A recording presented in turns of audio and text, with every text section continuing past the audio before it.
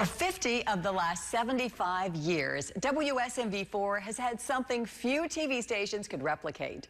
Snowbird. This beloved character has been the source of school closing information for many parents and children.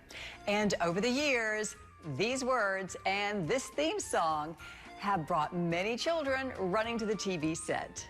No school! No school! Back in the mid-70s, there was a cardboard cutout at WSMV, and whenever it snowed, the booth announcer would go, "No school, no school." And that was Snowbird. From that humble beginning, Snowbird took on a life of its own. Our guys, Dave Prevet and Steve Pennington, saw us and thought they'd make a great puppet character. We started just basically talking about things we wanted to do and try to work on some stuff. We saw the art card on Channel 4 whenever the snow reports would happen. No school, no school. And it was like, that's a penguin. We can make a penguin puppet. And we built this penguin puppet, and we thought, well, let's just go to the station and see. We couldn't get a meeting, and the puppet sat in a closet for a year. No one wanted me. But in 1983, they did get that meeting with WSMV, and Snowbird came to life. And they came in with this puppet of a penguin wearing scarf and earmuffs, very much intentionally resembling the Snowbird caricature on the map. So when they came in, they were pitching the idea to Channel 4, said, hey, bring this character to life. So for whatever reason, and I'm glad they did, Channel 4 decided this is a good idea, maybe we ought to try this. So they did. David wrote the first promotional spots featuring legendary weatherman Bill Hall and the new Snowbird, along with his sidekick Myron the Rat. David Van Hooser was the one who gave it a voice in terms of his scripting, his writing, and that gave me a nugget to jump off of. I remember the rock and roll radio station immediately started making fun of it. The Tennesseans started writing articles about it. I think it surprised everyone. I really do.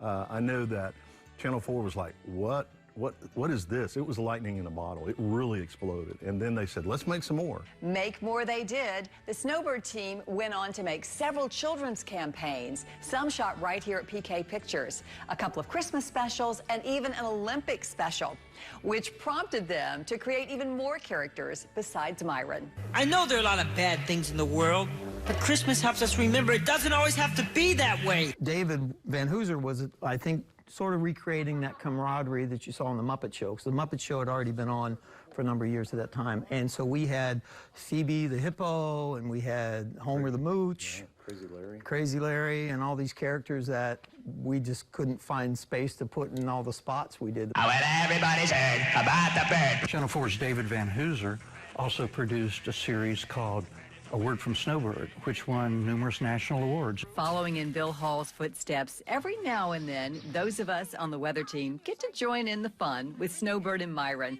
starring in some entertaining promotional spots. Snowbird's appearance has changed slightly over the years. The original cutout had a more pointed nose. Well, that wouldn't work for a puppet. Nowhere to put your hand. The first puppet and even doll had a blue mouth. That's a TV no-no for shooting scenes on the blue screen. The original costume was very awkward. For one thing, it looked hideous compared to this. So the feet on the costume character are about 15 inches wide, and you can't see anything when you put this head on. Our first big initial public appearance with Snowbird in costume was the Nashville Christmas Parade. Snowbird has made countless appearances the past 40 years and has been photographed with thousands of kids and adults. I was talking to kids when I do the costume character, and kids are completely, they're completely open. So they'd come up with these questions like, where do you live when you're not at the station? Well, where do you live in the summertime when it's too hot? And I'm like, you know what? The station built this beautiful walk-in freezer for me out back. And it's got wall-to-wall shag carpeting, and that's where I live when it gets too hot to be outside. And the kids would go, oh, okay, that makes sense.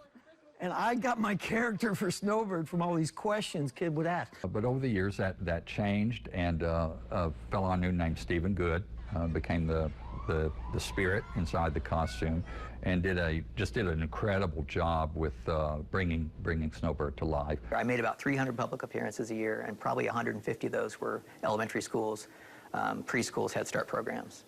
And then the rest of the year, the appearances were Christmas parades, county fairs, 5K runs and walks for charity events, public libraries when they have summer reading programs. For nearly 24 years, from 1993 to 2017, Stephen Good was the actor who portrayed Snowbird in the costume. There is no doubt about it, he brought fun and laughter to every event. During my reading assembly, I would always have like the books behind me, you know, on a table or stage area or something, and I brought a volunteer up for each book. So I would read the book, and they would show the pictures to the audience. And when I turned around to get the book, of course, my tail feathers shook, and you never heard 156-year-olds erupt in laughter like you have when that happens. Snowbird merchandise is still very popular.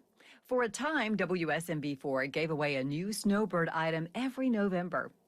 There are people who have extensive collections, and some of the items are listed for hundreds of dollars online. The first thing was a Snowbird doll. We're going to get these and sell them on the air, ship them to people. Now, this is pre-internet, so there are people, we just put an address on the screen. So there are people writing letters, sending checks. We had to hire a special person just to come in and handle the shipping. Since then, it has multiplied into cookie jars, mugs, scarves, earmuffs, house shoes. Snowbird has stood the test of time at WSMV4 and is still loved by viewers and those who created the character. Although technology has changed the way we get school closing information, there's something nostalgic about a penguin in a red scarf delivering the news. No school!